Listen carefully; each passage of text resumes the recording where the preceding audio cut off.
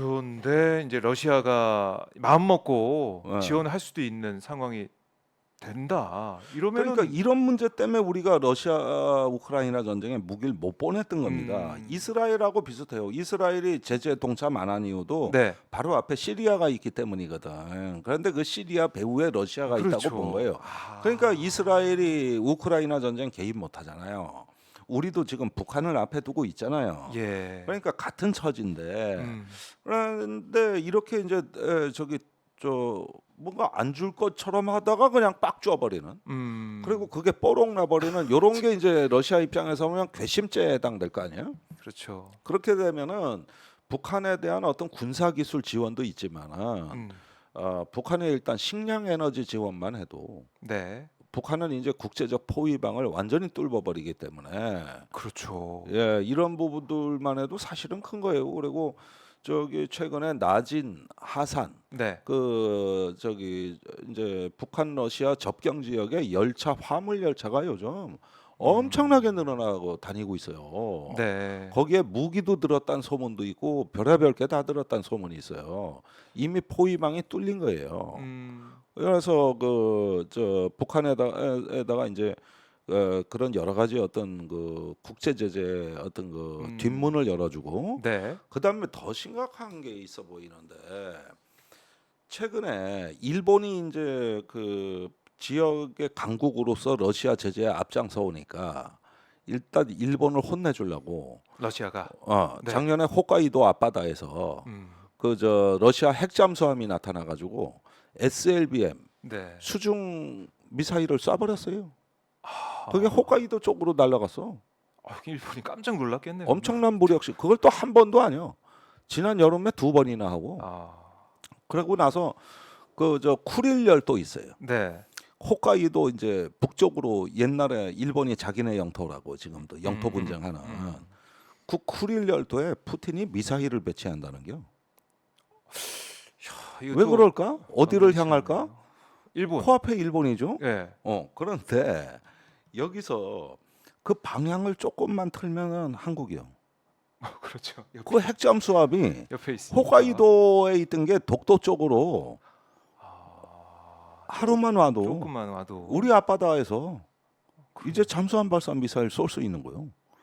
작년에 그 짓 했던 거 이게. 이거 생각지도 못했던 부분이 또 북한 이것도. 미사일 쏠 때 같이 쏘면 어떡할게요? 어. 뭐부터 억제해야 돼? 와. 심각한 거야 이게. 이게. 이 한반도 긴장이 더 고조될 수밖에 없는 거고 정말 위험해 보이네요. 그리고 맨 나중에 경제 제재 카드가 또 준비돼 있는 거야. 경제 제재? 우리 기업 가 있잖아요. 근데 오늘 어떤 뭐 전문가 라디오에서 음. 우리가 더 경제 음. 대국인데 러시아보다 음. 그건 별거 아니다 이런 취지로 얘기를 아니 하던데. 항상 별거 아니라 그랬는데 네. 지금 그 우크라이나 전쟁 이후로 대러 무역이 20% 줄었습니다. 음, 우리가 제일 많이 줄었어요, 사실은. 그래요? 일본보다도. 아, 일본은 17% 줄었다니까. 예. 그런데 이게 아주 규모는 작지만 알토란 같은 무역 구조입니다. 음, 우리는 앞으로 미국의 잠재적 그 천연가스, 석유와 같은 에너지 대국으로서 또 북방 경제에 있어가지고 매우 중요한 잠재적 파트너고 네. 우리의 또 소비재라든가 음, 저기 뭐랄까 우리 그 저 중간재들을 러시아에 수출하고 있거든요. 아, 이 무역 구조가 좋다는 거야. 이 우리 구조가 좋다. 우리한테 좀 도움이 되는 그러니까 무역 지금 구조다. 이 무역의 끈을 놓지 말고 네. 지금은 비록 그 많이 위축됐지만 음, 이것을 잘 유지하고 있다가 네. 우크라이나 전쟁 그 이후에 회복하면 음, 굉장히 좋은 무역 관계를 만들 수 있는 아주 건설적 파트너가 러시아예요. 어, 그렇네요. 중국만 그러니까 생각했었는데 러시아도 그렇습니다. 경제적으로 중요하군요. 예. 근데 봐보세요. 네. 이게 이렇게 미국의 압력에 굴복해가지고 준비가 하나도 안 돼 있는 상태에서 긴급한 조치로 포탄을 빼서 미국의 선물로 들고 가는 저런 자세라면 네.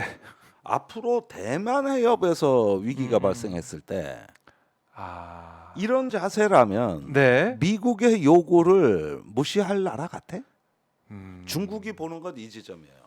중국이 지금 두 이걸 보는 눈으로 거야. 보고 이걸 보는 있다. 거야. 네. 그러면은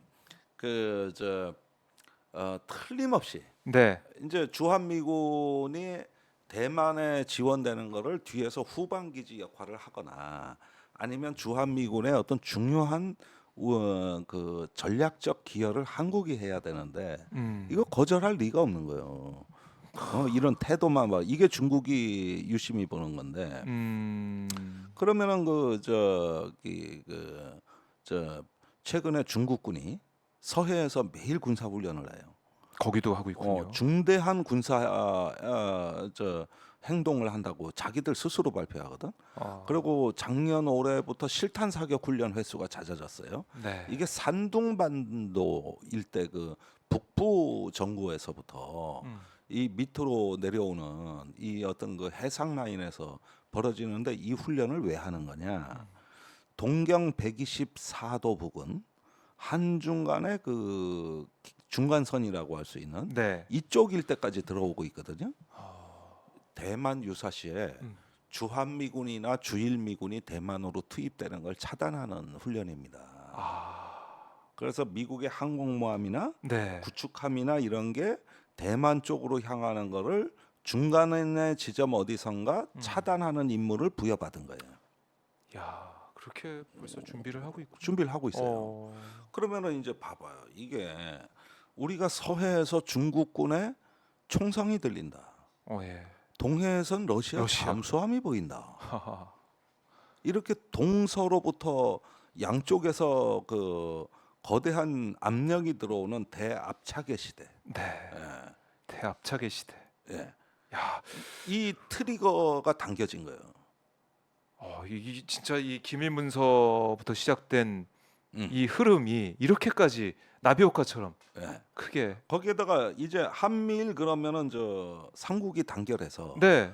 군사 준동맹 성격으로 해서 이것을 차단하는 세력을 만들자는 게 또 윤석열 대통령 생각인데, 근데 일본이 조금 생각이 달라. 일본이 좀 달라요? 일본이 이 독도 영유권 문제를 끄집어내는 맥락을 보면 네. 한국을 협력의 파트너가 아니라 찍어 눌러야 할 견제해야 될 대상으로 보고 있다. 예컨대 독도는 제가 저번 시간에 나와서 말씀드렸는데 네. 일본이 지금 독도에 대해 가지고 다가오는 논리적 맥락을 보면은 과거에는 역사적이고 법적인 맥락에서 진해 영토라 그러더니 최근에는 EEZ 네. 그 일본의 배타적 경제 수역을 선포하고 그 배타적 경제 수역이 육지로부터 200해리거든요. 네. 거기에 독도가 들어가요. 아. 그러니까 내 저번에 나왔을 때요. 저 제작진이 왜 저 일본 초등학교 교과서 예, 지도 예. 띄워놓고 내 그 지도 보시라고 한 게 거기에 푸르게 표시돼 있는 일본의 그 자기네 배타적 경제 수역이라는데 독도가 딱 들어간 그 사진을 초등학교 교과서에 실은 거야. 지도가 바뀌었어. 아니 뭐 한미일이 이른바 이제 동맹까지 간다고 한다고 치면 이렇게 그러면은 독도 문제가 있는데 이게 가능한 이 건가요? 이야기는 뭐냐면은 예. 일본은 지금 우리 동해 쪽에서의 자기네 해양 세력권, 제해권을 노리고 있다 이겁니다. 그걸 통해서 러시아 남하를 막겠다는 거예요. 맞겠다. 그런데 여기에 한국 정부가 걸림돌이라는 거지. 아하. 독도 영유권을 주장하고 있기 때문에. 이게 그 저기 뭐냐 한국은 네. 일본의 아래로 들어와서 이런 해양의 강국인 일본의 서포터 역할을 해줘야지. 아하. 여기서 이걸 갖다가 니들이 자꾸 설치고 다니면 네. 무슨 일이 벌어지느냐? 2018년 말에 그 우리 저 구축함과 초계기. 일본 초계기 예. 대치, 그 대치가 왜 벌어져? 여기에서 해양 세력권 갈등이 벌어진다 이게요. 무슨 협력을 해? 무슨 협력을? 그렇네요. 본질적으로 우리가 보니까 협력할 수가 없는 그러면은 상황인데. 남쪽에선 일본, 네. 동쪽에선 러시아, 예. 서쪽에선 중국, 북쪽에선 북쪽에선 북한. 완전히 우리가 포위군 둘러싸여 거지. 가지고. 포위. 이제 그러니까 어느 날 예. 우리의 국력이 냉전 이후에 지정학적인 문턱을 넘어서 지정학적인 걸림돌 없이 네. 해양과 대륙으로 부채살처럼 퍼져나가던 중경국과 대한민국의 그 위대한 시대, 황금의 시대, 지난 30년간 번영의 시대. 그다음에 서해와 동해는 죽음의 바다가 아니라 생명의 바다, 음. 전쟁의 바다가 아니라 평화의 바다로 네. 이렇게 해서 지금까지 이 모든 대한민국의 생존과 번영을 추구해왔던 기본 조건들이 네. 일거에 하. 뒤집힌다 이거예요. 야. 예, 사실 이 김종대 교수님이 예전부터 이런 우려를 말씀하시곤 하셨는데 음, 이번에 이 사태가 터지고 들어보니까 음. 이게 점점 와닿는 거예요. 포위 국가예요. 현실감이 더 생기는 그러니까 상황이에요. 이제 우리를 제대로 이해해줄 주변 국가가 없구나. 한국의 이 어려운 처지를 네. 중국도 우리를 의심하죠. 러시아는 지금 한국이 이제 어우. 적대 국가 된다고 난리죠. 그 연일 예. 일본 아직도 한국을 안 믿죠. 물에 반컵을 채워준 게 아니라 물컵을 걷어 차버렸지. 네.